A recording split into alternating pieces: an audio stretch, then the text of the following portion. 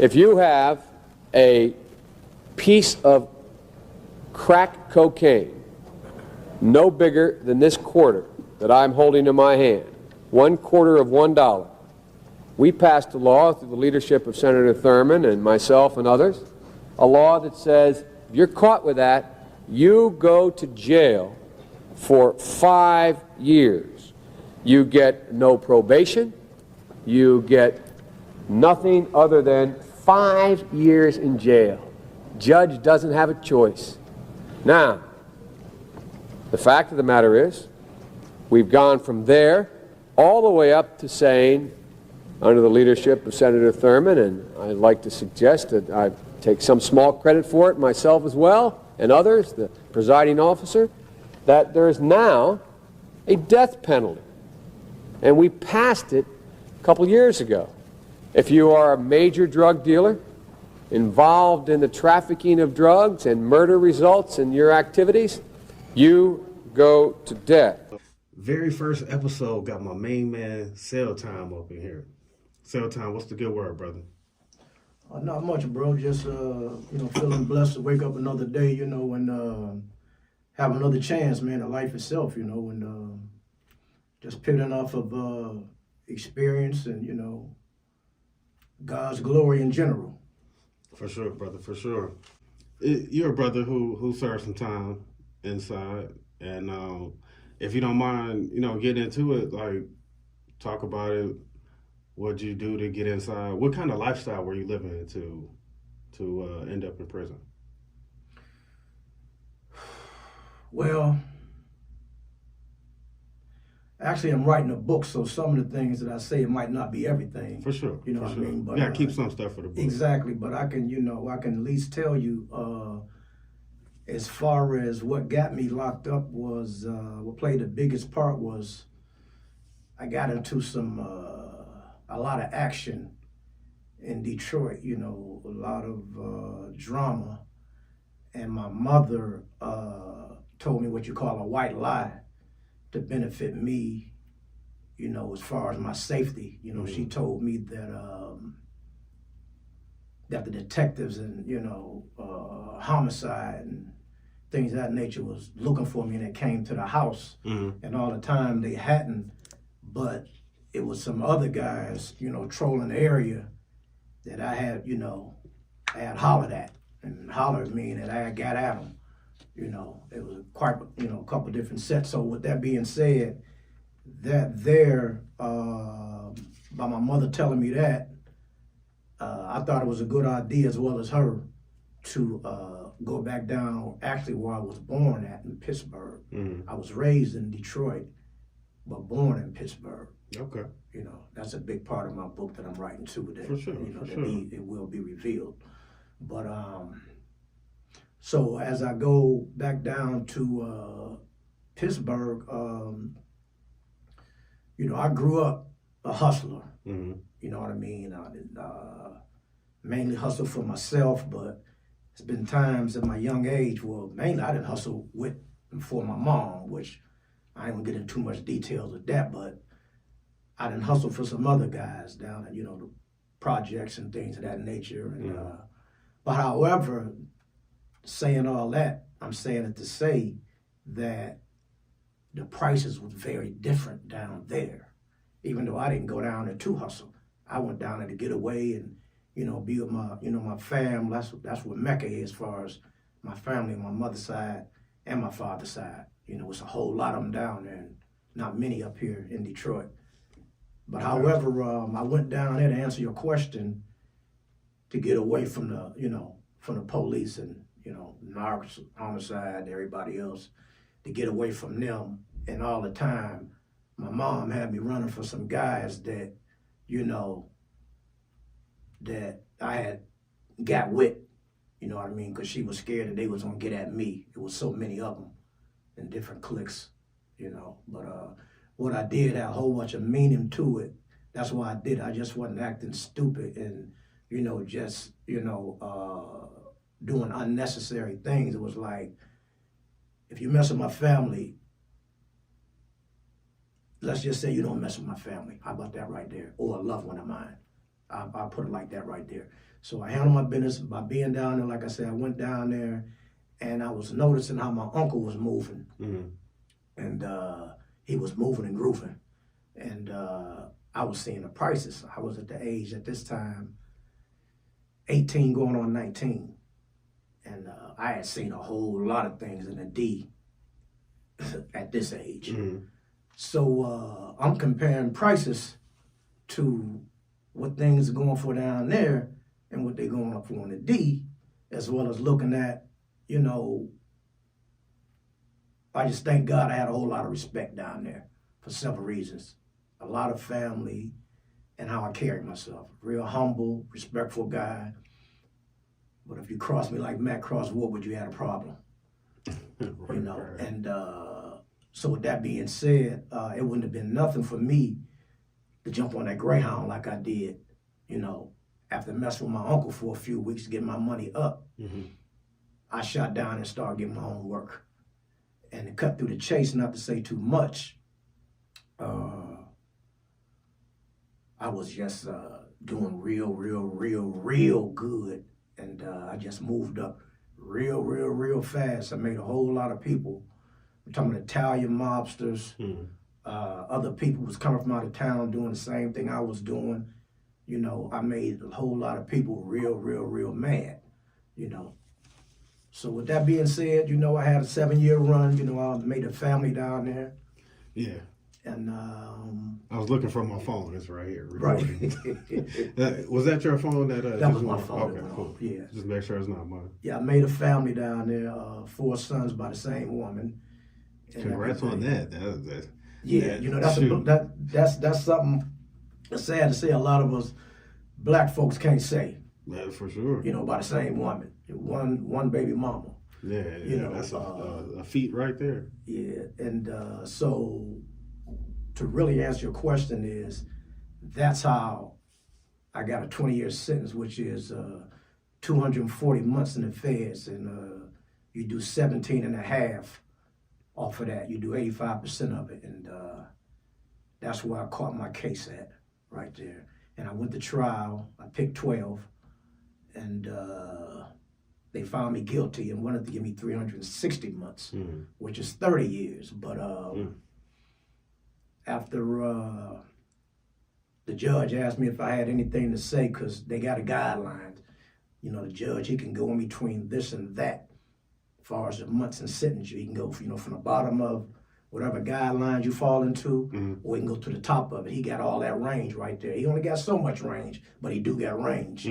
So, you know, at sentencing, I was blessed to get the 20 years. It sounded like a lot, but it could have been a lot more. And For sure. that's something altogether different right there when it comes to the feds. But I got the 20 because the judge asked me to have anything to say before I got sentenced, you know, after I blew trial. And I told him, no, I ain't got nothing to say. All right, so you said the judge he could only do like a certain range of sentencing? Yeah. Once again, the judge, he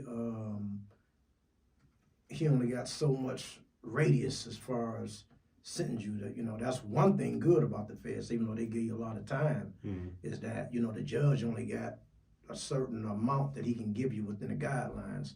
You know, it's a brackets, they were brackets, but however, mine was, you know, from 10 to life, natural life, was my guideline bracket, you know. Now, far as when they added up the charges as well as my previous convictions and things of that nature, I fell in between 20 years and 30 years. And what I was saying was that the judge chose to give me the 20 years from what I would say after, you know, thinking about it from being, you know, away, and even as I've been home, is from what I said at sentencing, for the simple fact of he asked me twice, did I have anything to say? You know, and the more I think about it, I know he was looking for some remorse from me. You know, so the first time he asked me, did I have anything to say before he sentenced me? And I told him no.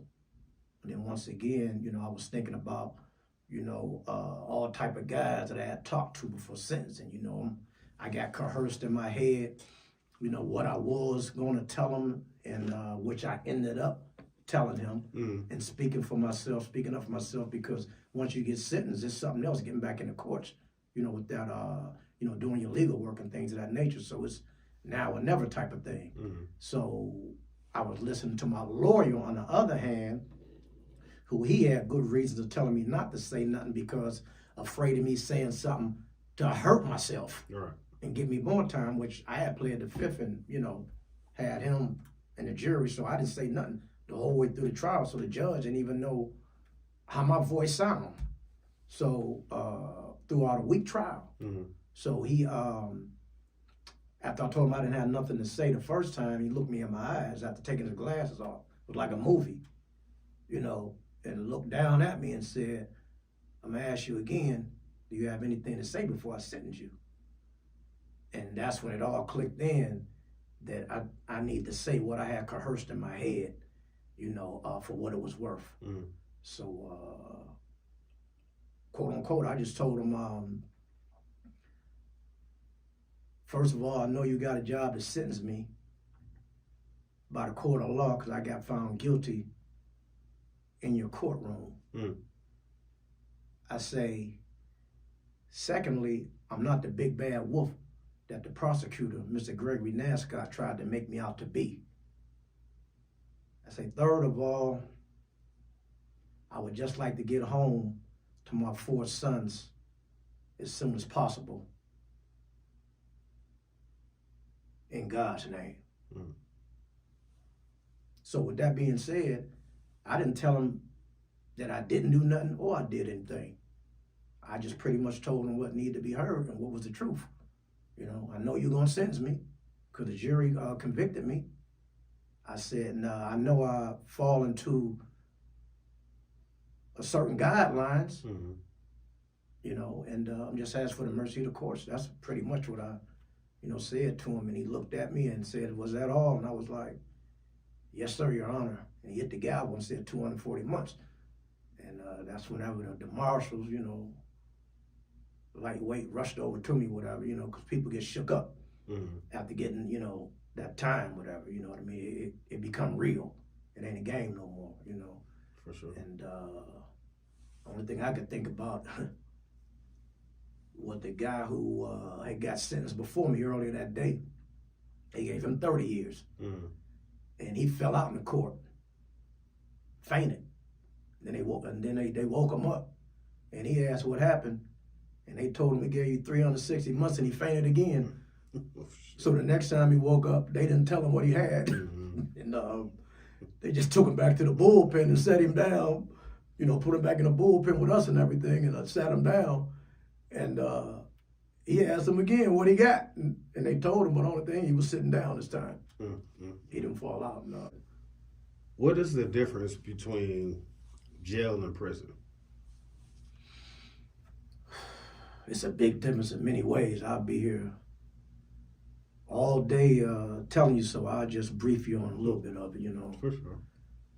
Now, the jail and county jail could be more stressful and more wilder at times than a penitentiary, where I got sent to.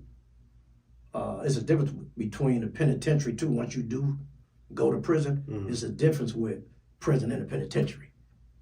Penitentiary is a high. But we're gonna go back to the county jail thing like you asked about. The county jail, people stressed out about their girls, court, lawyers. Some people, junkies, can't get a fix. No cigarettes. So people stressed out, so it's easy for guys to get into it. So, but when you get into it, for the most part in the county jail, it's a lot of fist fighting. Ain't no pushing no knives or too much of that going on, because, that just ain't going on too much in county jail. But it's a whole bunch of stress, and you'll be surprised how much stress get relieved if you're a man anyway, and you accept what you got coming. After you get sentenced, and you on your way to going wherever you, designated to, a lot of stress is gone. Because a man know what he got to do and know what's in front of him. You start biting your fingernails and some more stuff, But the county jail is just a whole different thing. Everything is new. one thing I didn't ask, when you went in, what year was this? I went in January 94, January 19th. I got kidnapped by the feds for my 4 sons and their mother Right. out of the bed.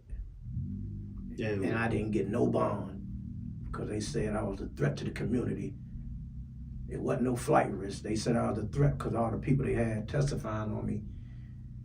The way my case went, there was a lot of people being paid to do a whole lot of different things, and I wasn't doing much. mm-hmm. You know, I was paying everybody to do all of the, things that needed to be done after I got, a few years into it and was able to, really move things around like that. So with that being said, the people who testified on me, from what I understand, was telling them that there ain't no way they was going to testify or anything like that if I would be making bond and not going to jail. So they didn't give me no bond. They were scared I would get out there and either try to manipulate the people to not to testify on me or, the other route, That's crazy, man. So yeah, I start. So when I got, I call it kidnapped from the feds. When I got kidnapped, my time started that day. 20 years, the little that I know. I'm thinking I'm gonna make bond with the money I got. You know what I mean? I'm thinking that just because I ain't get it this week, I bet you I get it next month. And yeah, I never had bond.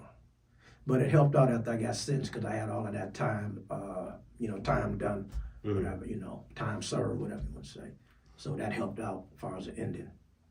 When you got to the feds, what was the biggest difference between like that you saw where you were like, okay, this is different when you got to the feds between that and like jail? I would say one of the most important things was minding your own business, and certain questions wasn't to be asked to other inmates because I was designated to Lewisburg Penitentiary for several reasons. I should have went to a medium high, which is right below that, but they added a few points since I went to trial and things of that nature, trying to poke me with a stick type thing, since I didn't work with them, they wanted to, put me over there with guys who was never coming home.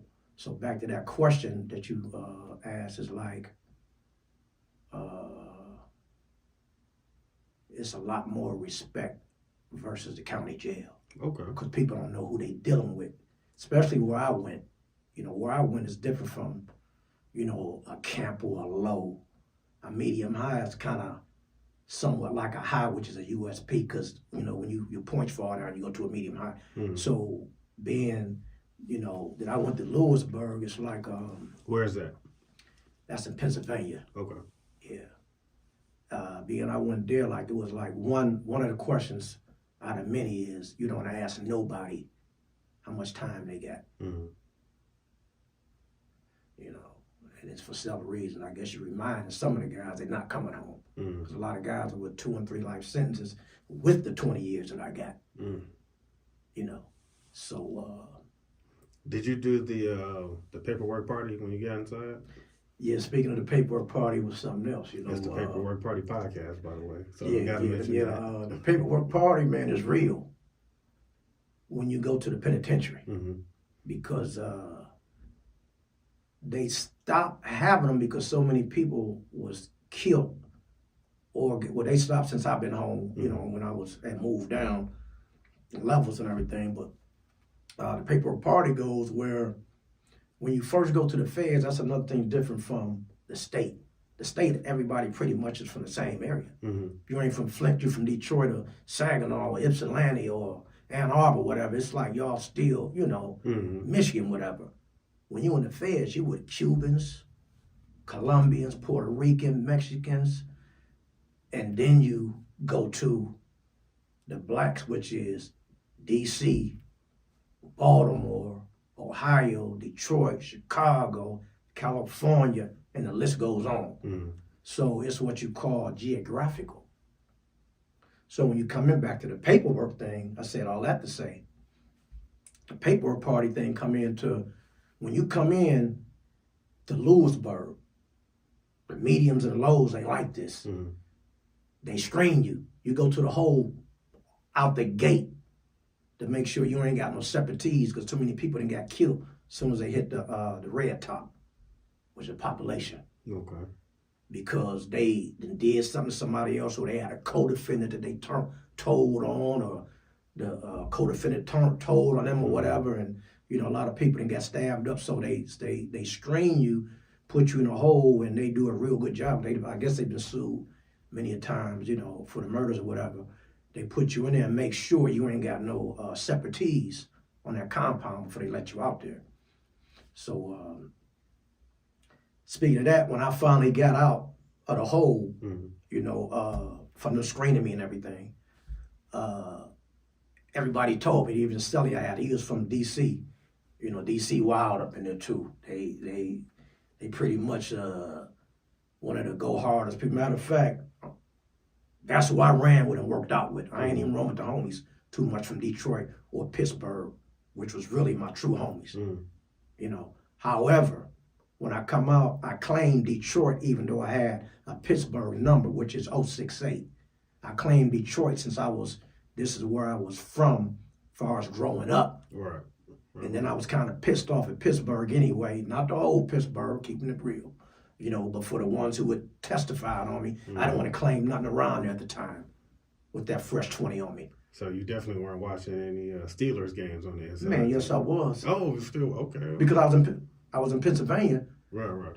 That's the beauty of all the, 6 different institutions that I've been to, 6 or 7 of them. They all got all of the Steeler games. So, since I've heard about that, why did they transfer prisoners so much? Like, why are you, here and there? I mean, I've heard, a couple of stories, but like, what's the reason, if you know? Well, several reasons. You can get transferred. Some guys get transferred from being scared on the compound, fear for their life. Mm. And they ain't got to be soft. Sometimes it can be smart. Mm-hmm. You just outnumbered by some wolves. So they'll go lay down in the hole. They'll check themselves in. They check in for several reasons: gambling, drugs, owing, fear, but they'll check in. And they'll get their transfer within, I guess, depends. I say anywhere from 4 to 9 months, it depends, but they end up getting their transfer. Do you transfer yourself, or is it like an automatic thing? No, you go through the process, but another transfer is not just that, The main transfer, what it's supposed to be, the transfer for a lot of that stuff is for people getting stabbed, this and that, but the main thing for transfers, as well as, dropping levels, it's points. It's a point system. Okay, that makes sense. As I was explaining to earlier. Right. So if your points fall down to a medium from a penitentiary, you could ask your counselor to put in for the medium you want to go to. 9 times out of 10, it's going to be the closest one to your house. Mm-hmm. If not your house, where your girl at, your loved ones, or whatever, where you're getting your visits from. That's the one you're going to put in for. But you ain't guaranteed that. But however, that's pretty much what transfers is. It deal with the points, and things of that nature. When you were in the hole, how long were you in? Which time? Well, let's say the first time. Well, that was only like less than a week to get screened and make sure I didn't have no separatees or co-defendants. Most of my co-defendants told, so I didn't have no separatees in the penitentiary. What's the hole like? Is it like a dark room with, like you see on TV? And I definitely want to get to the TV. Well, it's different from what you see on TV. That's old school. When they close the door, ain't no light in there and all that type of stuff and all that. Nowadays, even if you in a hole in the penitentiary, you got a light switch, even though they control the light. They could turn the light off themselves, whatever, over yours. It could override yours or whatever. But for the most part, you got a light. You got your, your stainless steel toilet. That's in all of them from a camp. And I'll take that back from a camp. From a low all the way up to a Supermax. It's gonna be a stainless steel toilet, whatever. And some holes, not many of them, come equipped with a shower. Mm. That's interesting. I had never heard that before. Yeah.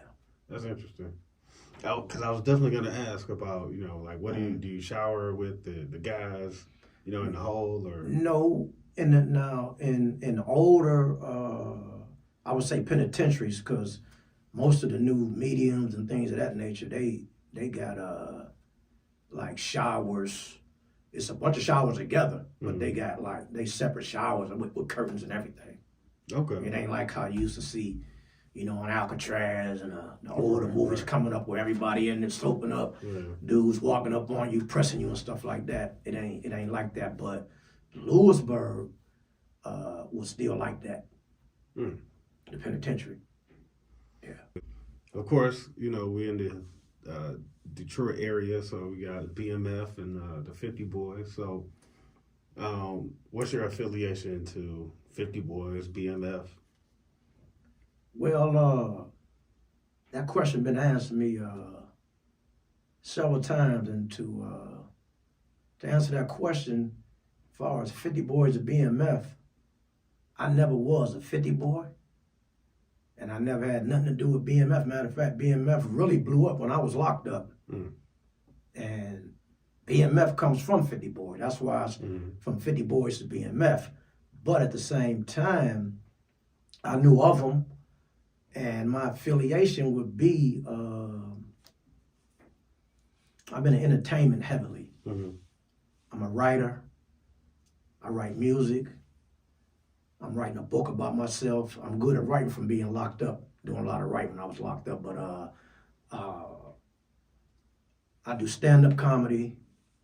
And I just, check all of the boxes in entertainment. Not saying I'm the best, but I check them all. But back to the 50 Boys, the BMF, when I started pursuing my gift from God, which is most definitely writing music and singing music, I got noticed by one of the, I would say, not so high level BMF guys. Okay. And he pulled me in by, it was persuasion of, putting me next to people who I might end up, because I'm into the acting and writing stuff and entertainment.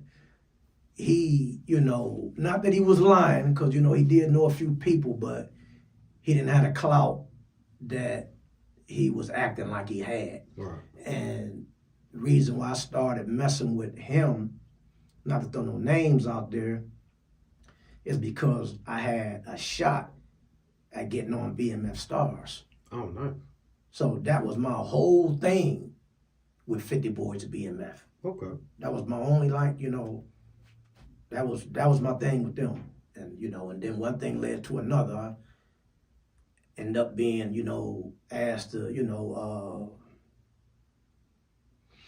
pretty much lightweight bodyguard, like a heavy hitter. You know what I mean? Whenever he moved and went to funerals and things of this nature, because I guess they read my paperwork too.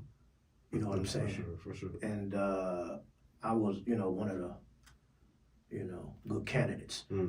However, when I seen how everything was going, even though I got mad love for them because they straight up people, and things of that nature, what was going on wasn't lining up with what my motive and my intention was of hooking up with, a certain guy on Instagram. So I bagged away, but, we in great standings. For sure. Do you watch the show now? I never did watch the show too much at all.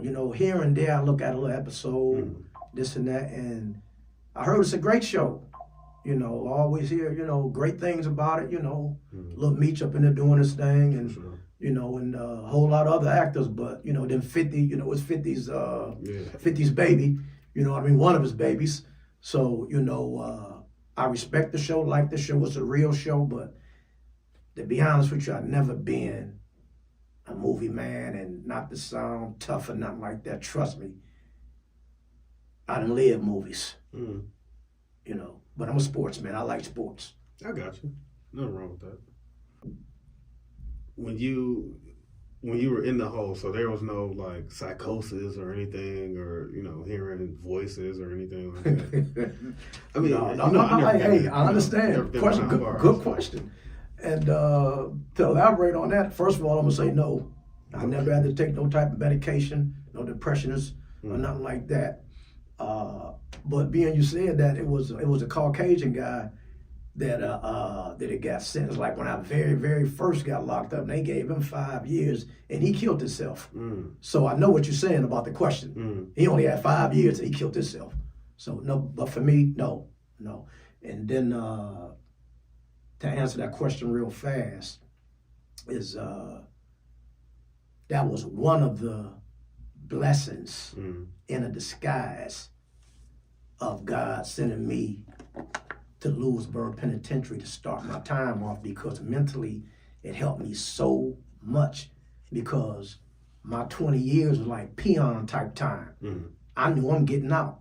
I went in at a young age. I went in at 26.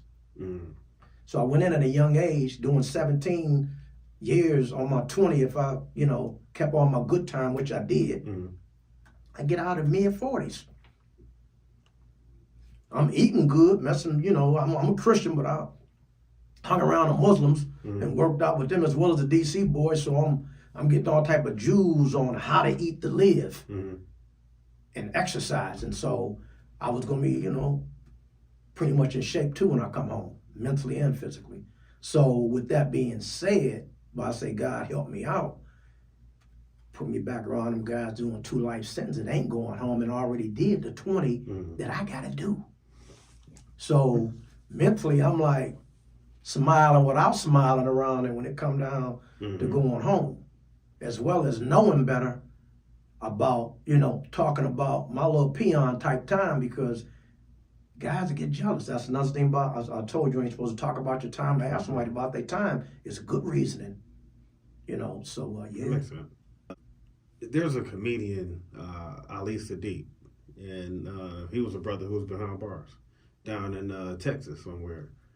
And he was talking about when he first got there, he actually was making a joke about it, but he was saying how some brother came up to him like, "Hey man, Mexicans got on boots." And he was like, what the fuck does that mean? But, he was just like, just spread the word. So he said, all right, he goes and he tells somebody else like, "Hey man, Mexicans got on boots." He was like, so apparently when Mexicans got on boots on the yard, that means there's about to be a riot, and they, get ready, somebody's black about to get, stabbed up. So like, did you have any, racial run-ins or anything like that behind bars? Well, to be honest, I created a problem myself, not to go into great detail, by not having a lot of knowledge on how to do time at a young age, and certain things that need to be looked over that you don't have to move on, because you don't have to move on everything when it come down to, I don't want to use the word respect, because, you can't let nobody disrespect you, but there's certain things that, certain laws in there. And mine was, I got into a bad problem with the Latin Kings, because it was all over the TV. The TV will give you many problems in jail, But I mean, just not getting there, I didn't have a job yet. You got to work in the feds too. They make you work. You got to have a job. But I didn't have a job at the time, and so I'm on the block, Only ones on the block in the daytime is really the orderlies, who that's their job. They don't have to go out and work nowhere else. Their job is cleaning around the dorm or whatever you may be in, whatever, the block. That's their job. And so I'm upstairs watching the TV. So it's always a certain time and program that people, watch a certain thing on TV. So this one particular Latin King guy, he come upstairs. The TV room was on the third floor of our dorm in Lewisburg. I was on G dorm, and no, take that back. G was the whole for dorm side. So I'm watching something on TV. I don't know exactly what it was, and I've been watching it for a while. But at a certain time, this other program come on for this guy who he watch all the time, whatever. He orderly, so he always on the block. So he come up and halfway respected me, I'm gonna say. He just ain't come up and turn the TV. He was like, yo man, I usually watch, we usually watch such at such time, like looking at me while he was changing or whatever, and that was pretty much the wrong thing to do right there. Cause I jumped up and told him that I was up here looking at such and such, and mean mugged him right up to his face. And if he had something on him, he wasn't gonna be able to get to it that fast, because that's how close I was up on him. And he looked at me and walked away. So I knew it was gonna be a problem. I wasn't no dummy. So to be honest, I had already had a thing on me anyway. So I went downstairs. The minute he left, I left too. So he can come right back up in there and, with his peoples, whatever, and had a way with me up in the TV room, because mostly everybody else was at work. So I'm there by myself. And they super deep around there, So as he left, I left. And when I went downstairs, I told one of the older homies from Detroit, whatever, what it went down, whatever. And he told me that I was wrong, and which I didn't know. I just thought I was standing up for myself and not being bullied, So he told me that I was wrong, that they do usually watch that, and that's how things go. But it was too little, too late. He told me that he was going to go, so to speak, straighten it out, whatever, with their OGs, whatever, before the shit really hit the fan. You know what I mean? Yeah. And the bad thing is with it is me and this dude sleep in the same dorm together. In dorms, you got beds, you got walls, little small walls separating you, but somebody could wake up in the middle of the night and walk up to you and get you. It's different from sales side. I was on dorm side, not on sales side. So with that being said, he went and talked to them, whatever, this and that, and it got squashed verbally. But I knew the tension was still there, so I was just always watching my back. And to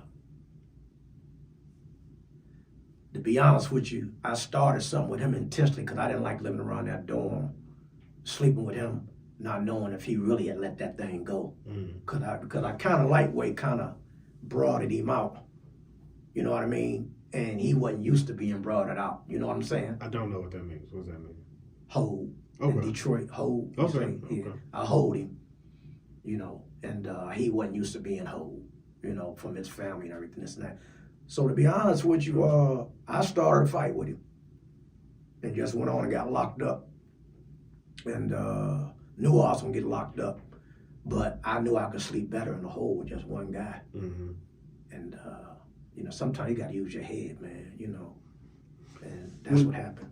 When you go into the hole, what's the length of time they can keep you in there? Or does it They depend can hold you on... up to 2 years on the investigation. Then after the 2 years, if they wanted to, they could start the investigation over. But 9 times out of 10, that ain't gonna happen. When you, let's say if you get into some shit and you go into the hole for, 4, 5, 6, 7 months or whatever, you get out, are things now cool, or is it like they're just waiting for you to get out? You know, they're still on your ass, or you know, or does it still take somebody to like smooth that over? It depends on the person. It depends on the person. It depends on a lot of things. Mm-hmm. But my main thing in life, in or out of prison, I've always been the guy that like to take the safe route out. Always look at the worst and hope for the best, because if you do it the other way and it don't work out, you ain't here tomorrow to figure it out. You're right, for sure. You know. So yeah.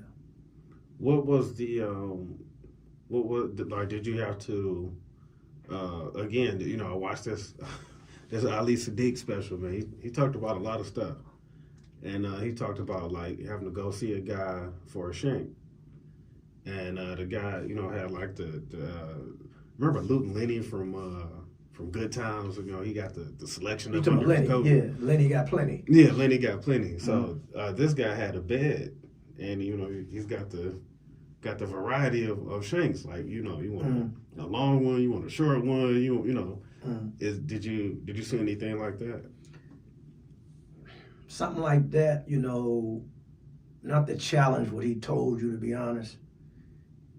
A person got them type of weapons, you know, and that's part of their hustle selling them. But they not gonna be in the bed like that. Trust me. The way the police shake stuff down and use a metal detectors and stuff like that. Oh wow, okay. You know, the wand stuff. Like I say, I'm not challenging what he said, but it's easy, super easy, to get a weapon, a shank, knife, something called thunder rods. A thunder rod is around this long, it can go through your whole body, you know. It's rather easy to get one. If you don't get them from your homies, you could easily buy one, even if you have to buy one from the Caucasian boys who don't even like you. But it's, you know, that's their hustle though. They ain't gotta like you. They get these 4 boxes of cigarettes off you. They ain't gotta like you. So that is a real currency. Yeah, cigarettes and stamps. From what I heard lately, now it's turned to coffee, but you know, I've been out for like 14 years, so you know, things change. When I was there, it was picture tickets, stamps, and cigarettes. So, are you on social media right now? Yes, I am. Are you on Instagram? Yes. Okay, so I don't know if you've seen it, but I've seen maybe 5 videos where brothers behind bars. To me, you know, being a law-abiding citizen or whatever, and being a brother on the outside, a civilian, I see people doing skits in prison. You know, they somehow have a phone and an Instagram account, and they're doing skits where they're like, you know, fighting, and one knocks the other over the rail. You know, it's got the shabby editing, so you know, they play fight and knocks the guy over the rail, the other one falls, so they show the camera, and the guy's, you know, like, you know, what do you think about that kind of stuff? To me, it's like, brother, you should be working on something better. You know, I don't know how long you got. You might have life, but... First of all, speaking of my social media, my Instagram is CellTime11 _, and that's CellTime with a C, CELLTIME 11 _, you know. But back to your question, you'll be surprised how people do their time, you know, and, you know, it's just how they do their time. Everybody do their time different, you know what I mean? And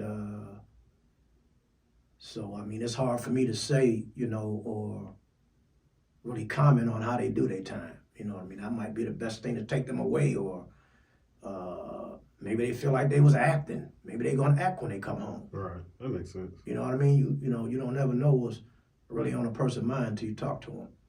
Have you seen any of the brothers doing the prison cuisine?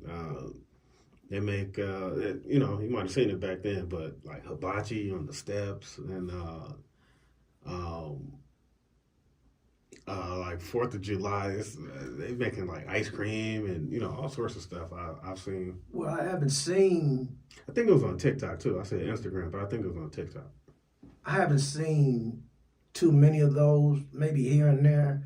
But what I can say is, I knew how to cook a little bit before I went to prison. But when I went to prison to the feds, eating and breaking bread with some of them foreigners, as well as the Jamaicans, the Cubans, the Peruvians, especially the Dominicans, they know how to cook. And in the penitentiary, they ain't just cooking with the microwave. They got a stinger and a bucket, and they mix all their food up in bags, season it up, mix it up, whatever, and get the best meats from commissary, whatever. And they let that boy cook like it's on the stove for a few hours while they out working out and stuff, and it'd be some of the best. So, where do they get the meat from? Or, you getting it from like From Kroger or something commissary. like that? From commissary. Commissary is the store. Right, but I mean, They got all different types of fishes, okay, beefs. Okay, that makes sense. Matter of fact, being I said, that's another one of the currencies is mackerels. Really? Okay. Yeah, it's little pouches of mackerel. That's another currency too that they gamble with. You buy food from people who steal out the kitchen, and that's they hustle, stealing out the kitchen and selling. So they ain't got to call home from ask for no money. They sue. Some of them dudes, and I was one of them, hustle so heavy in the kitchen, I was sending money home. Had contracts with Italian boys that don't even go to the kitchen. They get somebody working in the kitchen, and you come out with that red meat, you really got money. Something uncooked, the Italian boys like the tomato sauce and the real spaghetti, so they can make spaghetti and stuff like you see on Goodfellas. What's going down like? Matter of fact, the movie Goodfellas is in Lewisburg Penitentiary on I Block. That's what they made the movie off of. Okay. Yeah. Damn, that's interesting. Oh yeah. That's what Pauline was at. They was in Lewisburg making that movie, I Block.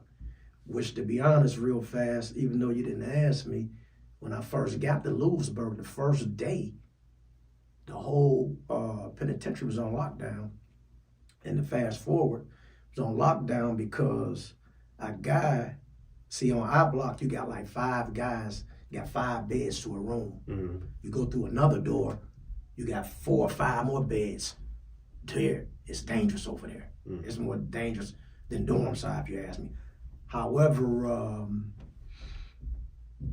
a guy from New York that did a lot of time, that did a whole lot of time and was getting transferred from some odd reason, I don't know, was running a compound for years and a whole lot of money, drugs, and everything on the compound. And when he left, he couldn't take it with him. So he was leaving it to his right-hand man. Now, his right-hand man wasn't no homie of his. He was just his right-hand man, did a lot of time with him. So with that being said, his homies was jealous of that, of him leaving all that work with him instead of, breaking off all of the homies with it, breaking it up, whatever. He left it with his man, which I would say I would have did too. However, he got transferred this morning. That night, when the guy he left all of the stamps, cigarettes, picture tickets, and all that with, whether he left them with him physically, he owned everything that was his, that was on in the penitentiary. If it was on that block, or that block, that was his stuff now. He didn't make it to the next morning from the one morning whenever his mans left him some stuff. On our block, they found him in the morning with a big gash from the back of his head, a hole rather, where a guy stuck the knife so far back in his head to punch his eye out, and his eye was on the pillow. Punched hit him from the back of his head and knocked his eye out of his socket and killed him. And that's why we was on lockdown. Damn. I was definitely going to ask, what's the worst thing you ever saw? That was it, right? I didn't see it. Some other stuff I seen, but that was the worst thing that I had heard about, and it happened to happen the day that I got there. Right. Because he didn't even see it coming. That's crazy, man. He didn't even see it coming. That's oh man, that's terrible. What do you have for the like the young guys who, living a fast life or who are, doing the activities that will lead them to prison? Like, what advice do you have for them? That's real deep, man. That's a question, man. That's a book I could write on that, because I always pray to God that I want to help. I want to be a helper from the journey that I've been through and my experience, and but the main thing, one of the things, I'm gonna say this and get off of it, but one of the main things is I'm hoping and wishing that these youngsters would stop calling themselves a demon. Even if you out handling business or it's some problem that you got, that word demon is deep. And I notice a lot of them ones that say they demons and they get down like that, and that's how they go. Okay, but you got to think about what you're saying, because every time your homie get killed or somebody get killed that you love, you want to put wings on the back of their obituary. Wings go for angels, Right. not for demons. So if you are there representing the word demon, you representing being an angel for Satan. Mm-hmm. So don't put them wings on that obituary and say your man and flew away and this and that. Mm-hmm. So this is just some advice that I want to get him. I don't want to get on him and stroke him the wrong way or nothing like that. I'm just trying to give him some information. But now that I said that, I wanted to get that off my chest right there. That demon thing. Because you're either demon or angel. And demon or angel mean you're going to heaven or hell. Mm-hmm. So whichever one you want to represent, that's on you. Now, back to the advice I would like to give them. It's real easy. We didn't heard it all of our life. Try your best to treat people as you would want to be treated. Right. And that way, you know you're doing right, pretty much, and try to stay out of prison and penitentiaries, because even if it don't hurt you, you hurt your loved ones, your daughters, your mothers, your loved ones in general. They hurt whenever you're away. I'm living proof of that. So even if you is one of the ones that, run around with the tough Tony attitude about I can do time and I can do time standing on my head and all that, what about your daughter? When she graduate, want you to be there. That's what I was going to ask. What about your granddaughter? When she got kids asking her, where your granddaddy at? Or things of that nature. You got to think about others, So this goes out to the youngsters that they could practice, just get a little bit better daily on thinking about others before themselves, as far as like when it come down to drama, trouble, and hurting somebody. Because I'm at the point where I'm not going to let nobody hurt me, because they'll be hurting my mom, Miss Sharon, okay? But at the same time, through these grades that I got on me, whatever, and I thank God for, I also don't want to hurt Miss Mary or Miss Hattie's son or grandson, even though he a knucklehead and he do stupid stuff. If I punish him real bad or hurt him or even take him up out of here, okay. But look what I did to his grandma or his mom, who love him so much. Facts. She's innocent, and I didn't hurt her little heart. Okay? So that's how I think. I try to think for others. But like I said, at the same time, it's you before me, though. Don't get that part twisted. Right, absolutely. On the cover of this, there's a picture that talks about, like, laws broken. You go stand in front of the judge, and they read off the laws that you break. The first one, born black, of course.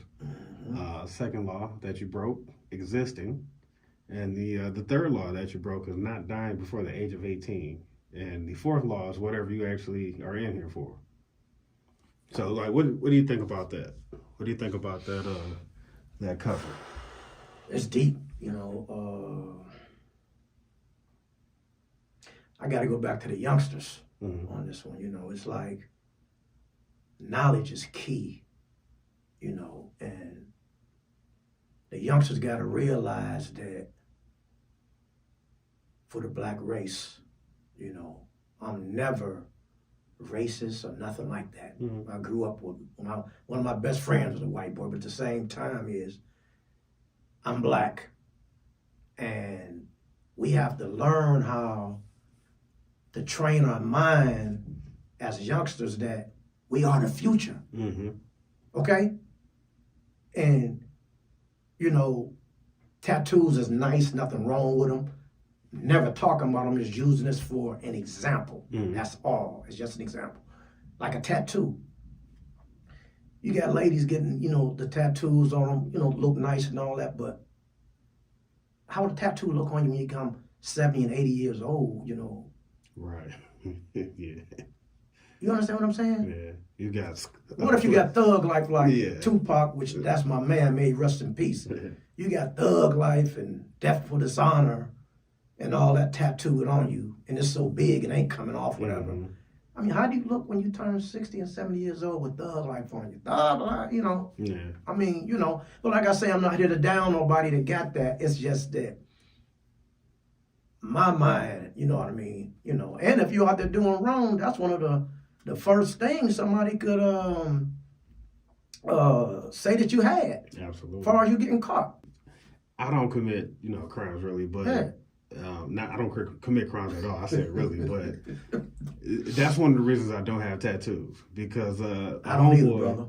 a homeboy who I'm gonna have on, I looked up his jail record while he was locked up, and they, you know, said he got a tattoo like on his shoulder and you know somewhere on his chest and you know on his back. I'm like, man, fuck that. You know what I mean? Like that's the first thing they identify you with, especially like for the brothers out in Cali. They check out your tattoos. Oh, okay, you a Rolling 60 or you a Pyru or whatever. But you know, no thanks. It's already enough cameras and you know all sorts of stuff to identify you with. You don't need anything extra. And then especially like you said, you get something that you know 17, 18, 19, 20. How's it supposed to look at 70 years old? Man, you got women that got tattoos on their booty saying, hit it hard, Yeah, certain hot things. stuff Now, how or that something gonna like look that. whenever you turn, you know what I mean? You Yeah. 70, 80. Come on now. Yeah, you got to get that diaper changed and the Yeah. hair's got to yeah. look like Hit it hard on there or Yeah. something like that, you know. But like I said, I ain't here to, talk about nobody or, belittle nobody or nothing like that because tattoos are the things right now. I mean, Yeah. it's really, what they doing, but not me. Yeah, I'll pass. Not me. I'll I pass on that fad right there. Since you mentioned your lady and your 4 sons, Mhm. what's going on with your lady at this time? Like you already locked up. What's going on with her at this time? Well, to be honest, I did the big boy thing, which was hard, but I knew it was the right thing. I try my best. I'm never near perfect, never, but I try to make good decisions that's going to help me in the future. Stuff that I know that's what you call I know that's going to happen anyway in time. So what I did was, even before I got sentenced in the county jail, Pittsburgh, when I got found guilty, it hurt me to my heart. But my 4 sons' mother, I told her that we just breaking this thing down to a friendship, and I still, be there for her, and I appreciate, if she, be there for me. But I wasn't asking her to do my time with me, You're right. as well as I didn't want her to be my woman no more. I wanted to get that pain out the way right now because she was so beautiful, and the only reason why guys wasn't coming on tour when I was out there because they knew how I went. And that's 100%. But I knew when they read that newspaper, they said that I was looking at 360 months. Even though I got the 240 to 20, they knew I'd be out of there. And they knew I went to trial and I already got found guilty. So, man, I had first cousins and to answer your question, I told her, we just being friends. She went off in the county jail crying, made a big scene, and the guards looking at me like I done did something wrong, but I figured I did something right. But they don't know what was said, And I told them, y'all take me back, but she ended up calming down and everything. And we talked, and I explained to her. I said, you know, we can be the best of friends. And I say, we stand a chance on getting back together one day. I said, under these two things right here.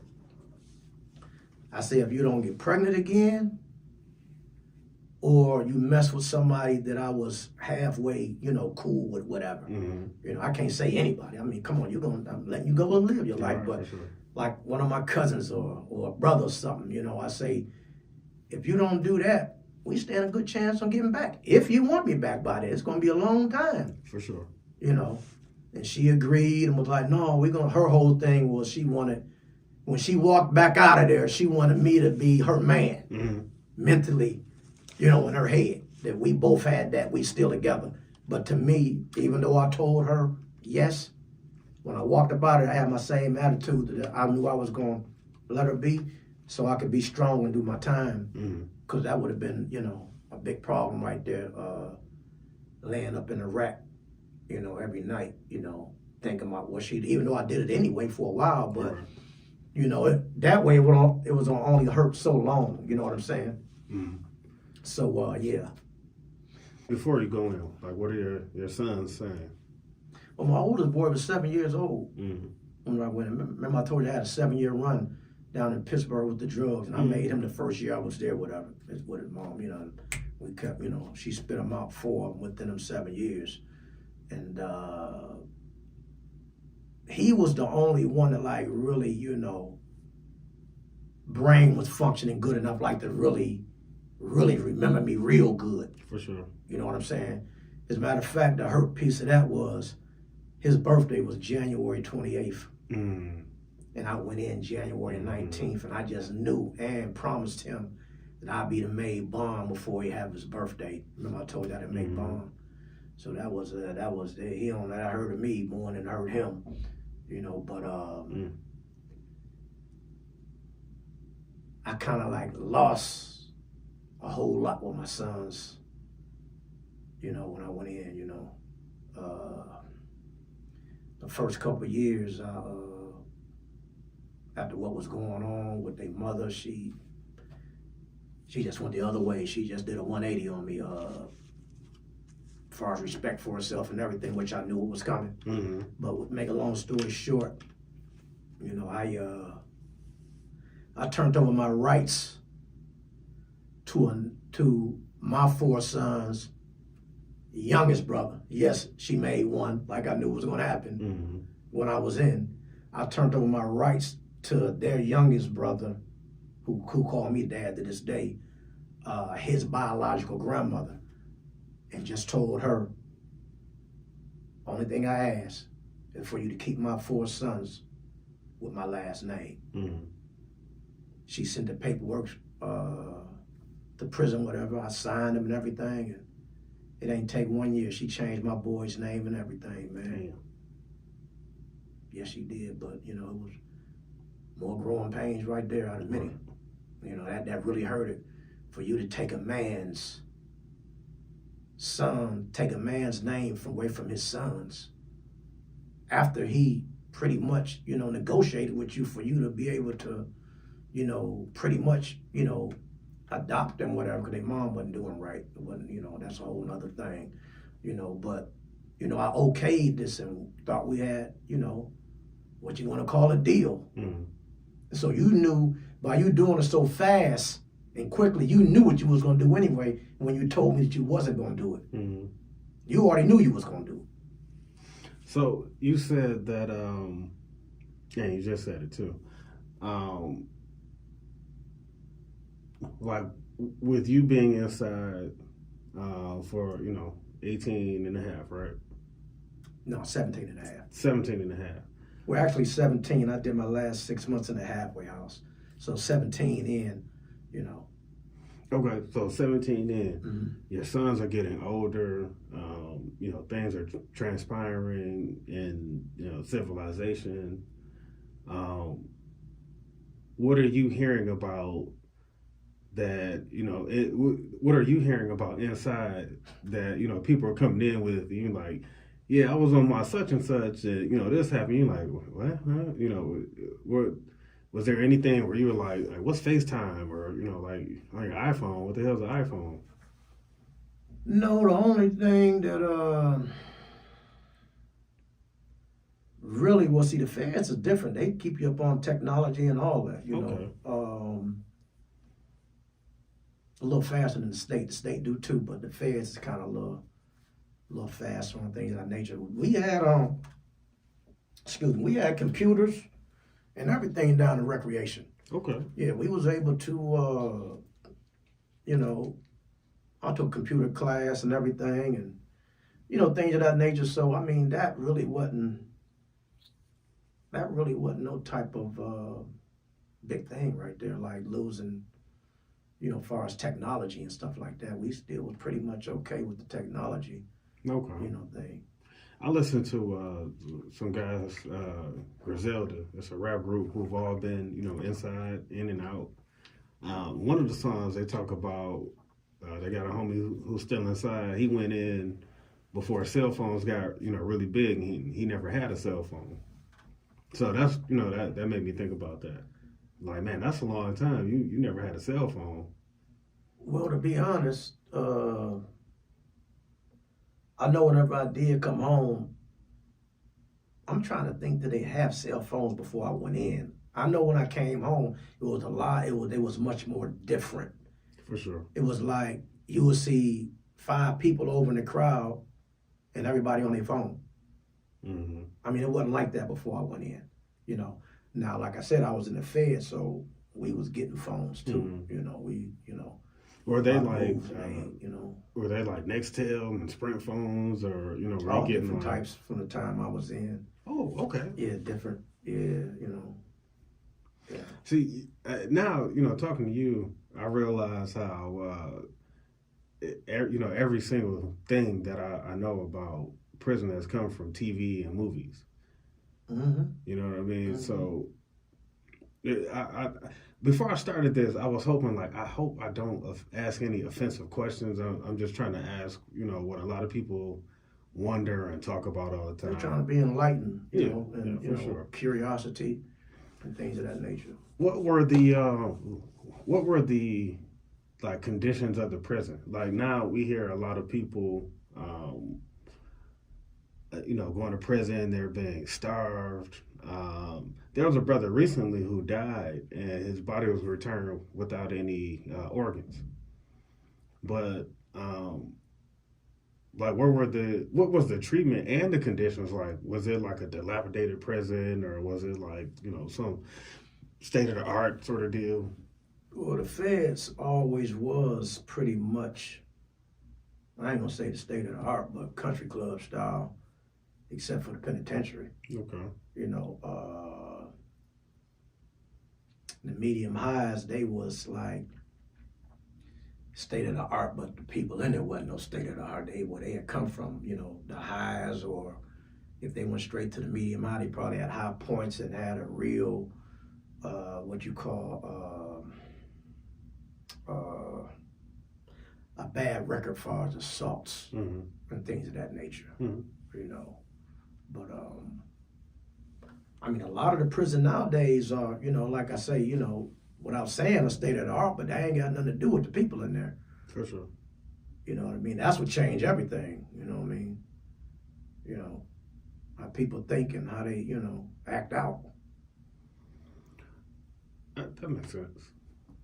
What are some of the lessons that you learned that stay with you to this day?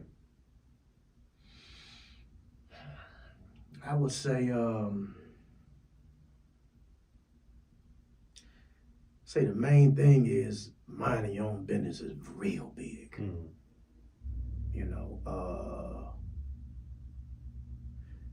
I notice out here in the streets, it ain't nothing for somebody to stare you down and don't even know you, almost like they trying to hold you or bully you. And that's one of the main things you don't do.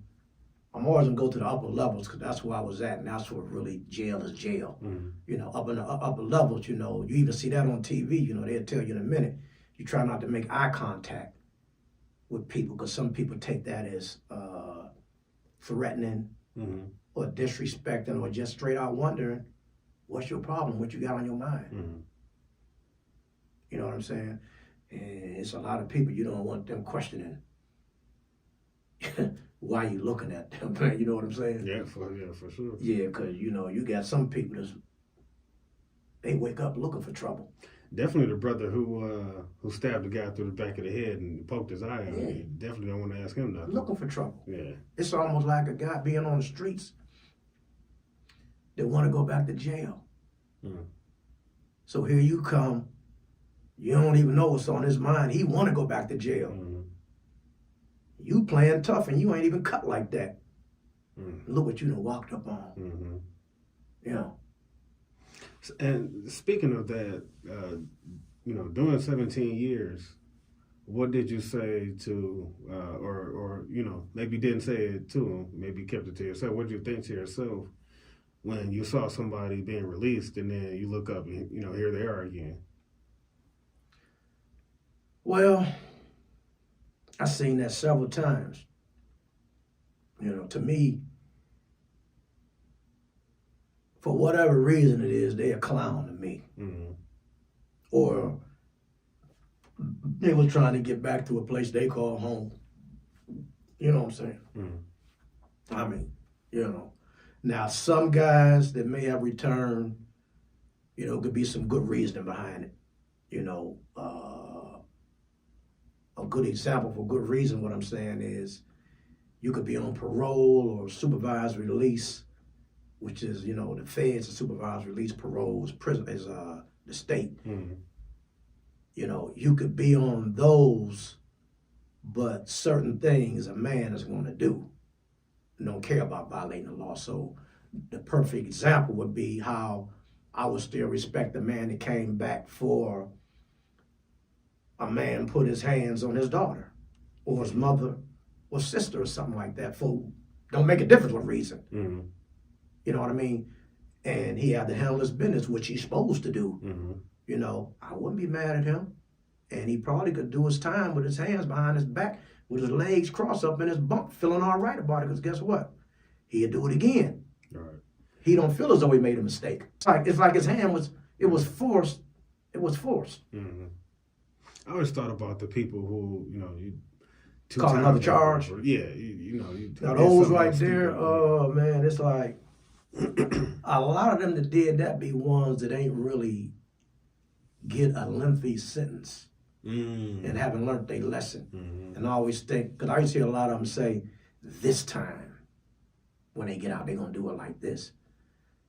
So if I was cool enough with you, not somebody I don't know, because I keep my mouth shut if it's somebody I don't know when I hear that conversation. For sure. But if somebody close enough to me, especially a bunkie, I feel as though I owe it to him because the guy put me in a cell with him. I would tell him a little bit about my case. I never got caught with no drugs. I never got caught with no money. I never had an audio tape on me. And I never had a videotape on me selling drugs.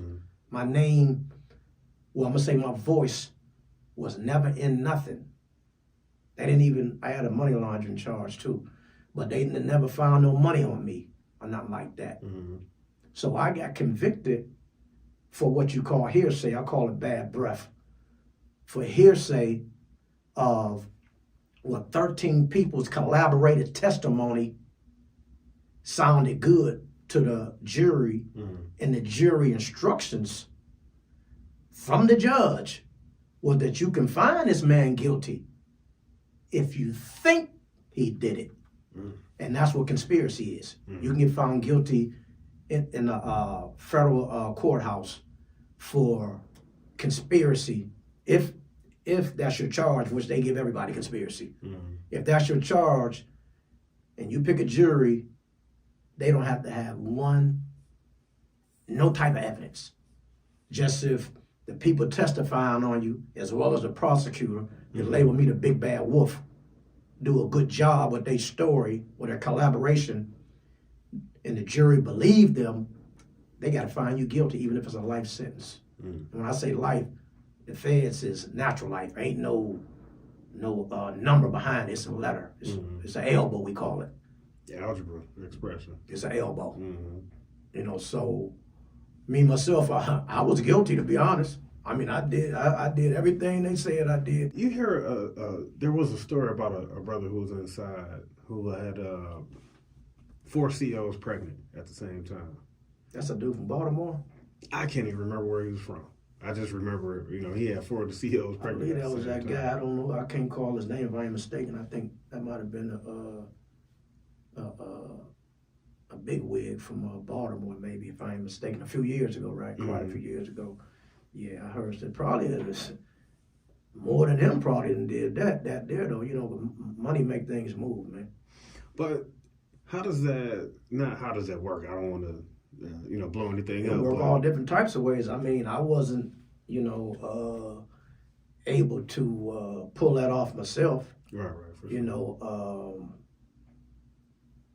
But we had a homie from Detroit that pulled course. that was able to pull that off right there. Which I'm gonna leave that alone because he was super suspect. For sure. He was doing way more in the streets than I was doing, and then you come in 10 years after me and leave 2 years before me. Oh, wow. Yeah, so yeah, I'm gonna leave that like that. But he had that money though. If you got that money, you can make some things move anywhere. Mm. Did you have any women CEOs that? Yeah, I mean, nice looking ones too. And if you was a respectful man, they give you compensation too. Oh, wow, okay. Yeah. One teacher over in the medium high, White Deer, Pennsylvania. That's the name of the city. Name of the city, but the name of the prison is Allenwood. Mm-hmm. They got a hot spot where you keep hot people tail. The helicopters land on the roof. Mm-hmm. We could see it through certain parts of our compound, which was 4 more buildings, whatever. Which was I was locked up with some heavy hitters from the D, there. Anyway, make a long story short, I got my GED in White Deer. I started going to back to school in Lewisburg when I got transferred.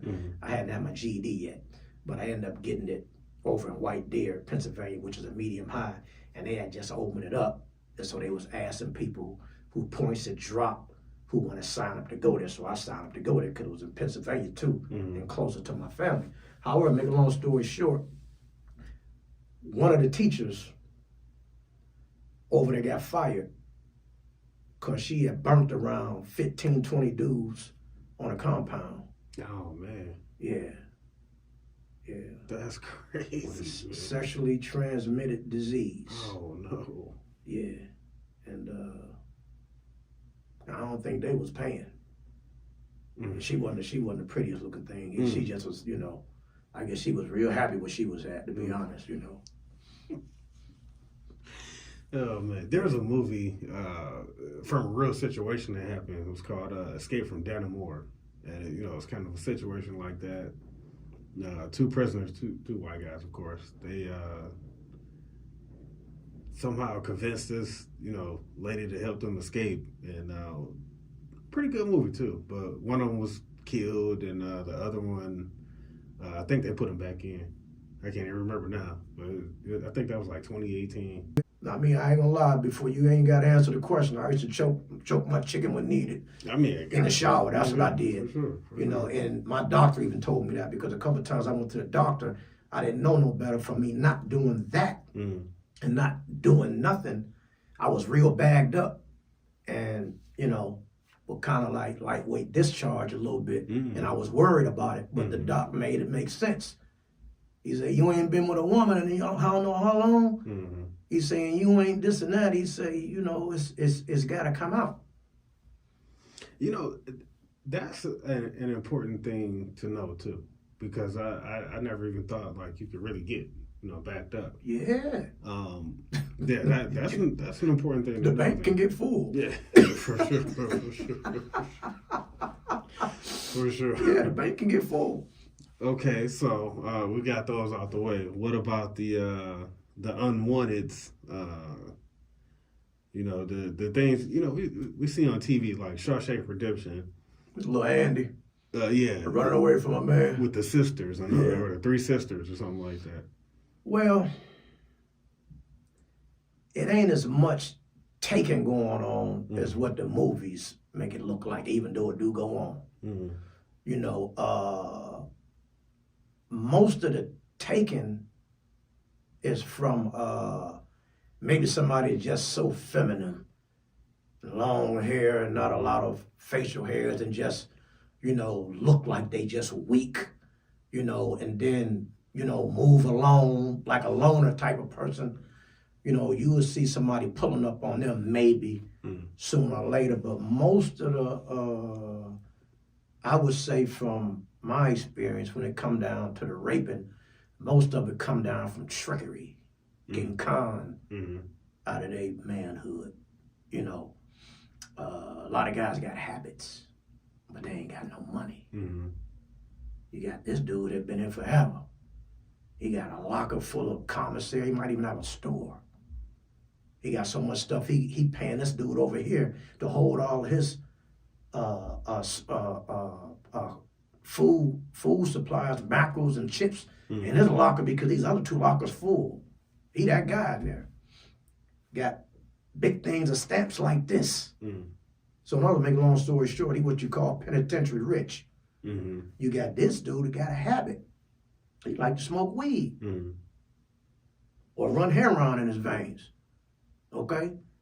So he go to my man with the store, you know, and or he might get too much commissary on consignment, or I say on credit or whatever. You know what I mean? And his people don't send the money this week, well, this month, whatever that he used to getting. My man ain't trying to hear that.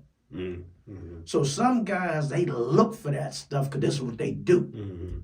This they strategy, you know. And now, the reason why I say strategy, because you got a lot of good guys in prison too, that you do mind your own business in there, man, but sometimes you want to be not a good Samaritan. You might look at a young guy like this as your son, and you ain't going to let my man right here do this to him, because he ain't weak.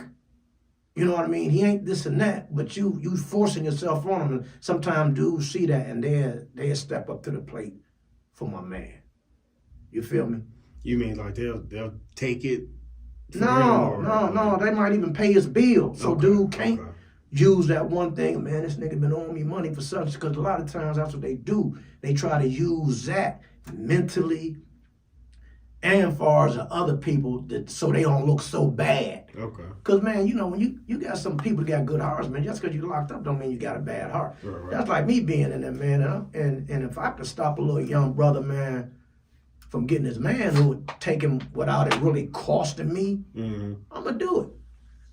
I'm going to stop that, because I look at him like, that could have been me when I first came in. For sure. Or that could be one of my 4 sons, and I would want the next man to protect my son. But a lot of stuff, like I say, you mind your own business. But some things, if you feel as though you got a little bit of ground where you could, you know what I mean, you might be able to, you know what I mean, smooth something out, whatever, you know, where a dude ain't now if he a dope fiend, he did that to himself. You were trying to get high, you can't pay, you know, I'm looking the other way too. For sure. You know, but if you got trick, whatever, your books ain't hit, you ain't a dope fiend, and you really was trying to pay, you know, that don't mean I'm gonna step in then, but I'm more so to be like, man, you know, whether I say it, you know, verbally, whatever, you know, I'm looking at my man, you know, you wrong with a motherfucker, dog. You know what I mean? If that was your son, you wouldn't want a nigga busting him up like that, man. Right, for sure. You know. What was the first thing you did when you got out? First thing I did, I'm gonna tell you the very first. You look like the place I went, or place you went. Okay, the place I went was a store. Okay. So when I went in, I love chocolate cakes. You know what I mean? I'm a chocolate guy. I went in the store to find me a Suzy Q, or you know, a ho-ho, whatever. You know what I mean? Ho-ho cupcakes, whatever. So, you know, I get one, and I don't look at the price. You know, I throw it up in the thing, and I got some money in my pocket too. It wasn't really about, you know, I got some money in my pocket, so I throw it up. So my man rang me up, and actually, we was about to get married. My fiance, you know, we didn't get married till I was home for a little while. She rolled out the last couple of years with me, this, you know, old broad. Anyway, make a long story short, she was with me too, right? So I threw him up, I threw the Suzy Q up in there, right? And my man was like, what do you say, $1.49, whatever, something crazy to me, but it ain't crazy to everybody else. I've been away for 17 years. So I'm like, what do you say? You know what I mean? She said, $1.49. So I'm like, man, I'm not paying no $1.49 for no dang Suzy Q, whatever. But I didn't realize, you know, that was one of my meltdowns, whatever you want to call it. So, and like I said, I had some money. And so I'm like, she like, that's what they cost, whatever. And if I would have been listening to myself, I would have knew what I was doing. Guess what I said? What'd you say? Man, when I was home, man, Suzy Q was 39 cents. Yeah, when I was home. I wasn't listening to myself. I said, I'm not giving them that. I said, dog, you can put that back on it. I said, let's go. And she was like, you know, yeah, that was wild right there. That was kind of wild. You know, like I said, I never get in. Wild. I go through that on the outside. Yeah. You know, I bought a honey bun not too long ago. I'm like, yeah, that was kind of $2.50. Like, Yeah. hey, what the hell? When I went in with $1, man, you can get a Snickers, a bag of chips, and a pop. Yeah. If you had $1, that's when giving kids dollars was big. If you gave a kid $1, they were straight. Don't let them go to the penny store and get that brown paper bag with all that penny candy. Oh yeah. You know, they could feed the whole block candy with $1. Man, you give a kid $1 now, he give it back. Man, what the fuck? What is it going to be? You can't get a bag of chips for $1 now. Come on, man. Oh, well, you got the one small one, two for $1. Those small ones like that. But I'm saying for the most, you ain't get no pop with it. I don't think you can get that anymore for $1. I think that's probably like $1.25. Yeah. Yeah, it's some change drastically. We did mention I did want to know about the names though. You said like Cell Time. Like, how did you become Cell Time and Blast and Dog? Oh man, well, the name Blast was giving me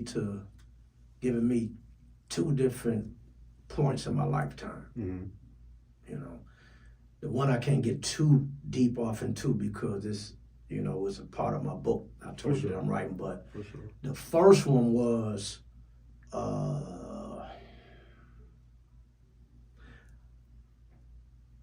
just gonna say somebody got shot, and I wasn't an adult.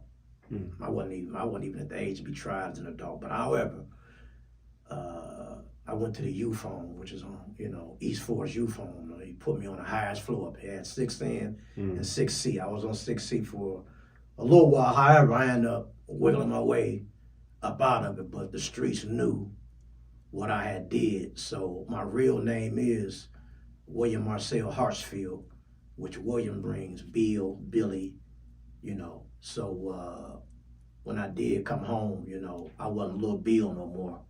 I was Bill Blast, you know, from the Blast, you know. So that name didn't stick too long whenever I got in that trouble and went back down to Pittsburgh, where I was from when I was so-called. Thought I was running from the police, you know. I took the name Dog down there because we used it so much up here in the D. When I was selling drugs, if somebody was wired up, I wanted to make sure they didn't say my real name. So I told everybody that I dealt with, other than my family, when you address me, call me Dog. And I'm going to call you Dog too. But I was Dog, the name Dog. You you know, and they still call me that to this day when I go back down and visit. It's crazy, but so with that being said, let's get to sale time. It's actually two reasons for that name. First of all, my name is Marcel. Mm-hmm. So that sale part is like, you know, it's Marcel's time to shine. So Gotcha. sale time, you know. And as we just discussed, I did do 17 years in the sale. Mm-hmm. So, you know, but I put all that together. When I say sale time, it just covers so much. It's my time to shine in entertainment and unleash the gift that God gave me as far as entertainment, which I got a strong passion for, Mm-hmm. you know, as well as sale time, what I learned throughout my journey of being in prison, the wisdom I got, the gratefulness I got from being away so long, how little things mean so much to me, from having them taken away from me Mm-hmm. and getting them back and don't want to lose them again. And that's part of how I want to share this with the youngsters so they don't have to go through what I went through and many other of us men go through, because you really don't have to, you know. You got kids and families jumping the Mexican wall and fence, whatever you call it, to get over here to what we got right out our hands, all of the grants and the loans. And, you know, if you a beast, be a beast on a football field or the basketball field and get you a scholarship for you and your family. Mm-hmm. Why you want to be a beast in the streets? You know, so it's, you know, sale time come from that. You know, just me, my journey, my name, Marcel, Mm-hmm. and the time part is my time to shine. Nothing wrong with that. Sale time. What do you think your biggest gift from God is? My biggest gift, my heart. Okay. And the wild part about it is my last name is Hartsfield. Right, for sure. My heart is big as a field. And let me tell you real fast, and I'm going to say it real fast so I don't get too emotional. Mm-hmm. The hurt piece of that is how I love so hard and passionate. And it seems as though the harder I love, the more hate I get from people that I know and don't even know and ain't did nothing to them. Mm-hmm. And this is 100%. But it's to make me a stronger man.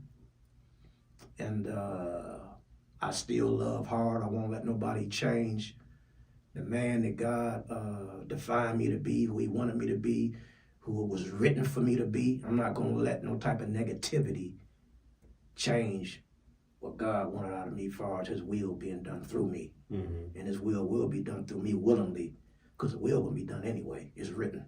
What's your social media?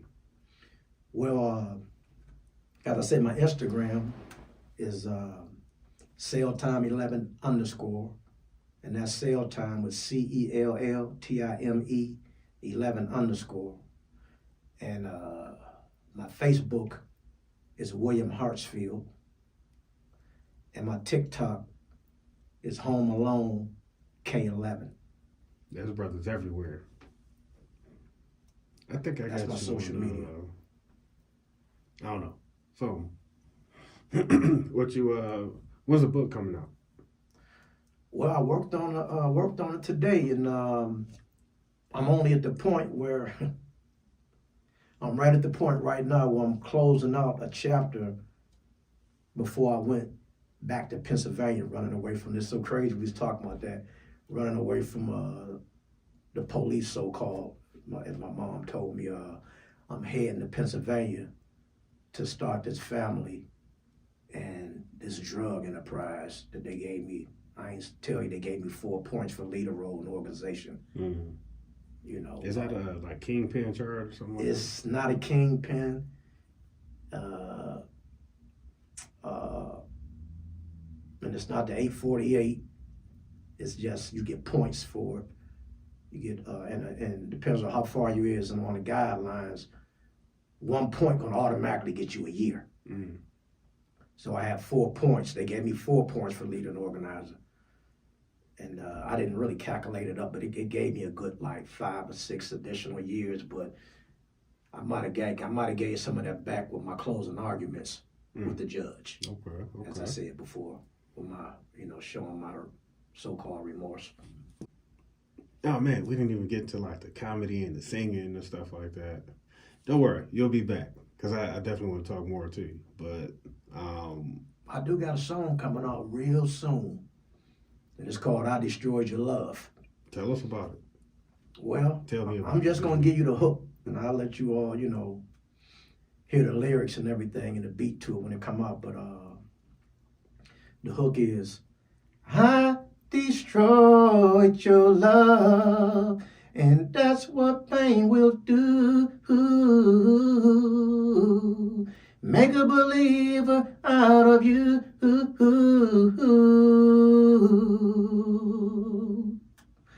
I destroyed your love. I destroyed your love. Yeah, that's the hook. Okay, that's good stuff, man. Cell Time, I thank you for coming out, my brother.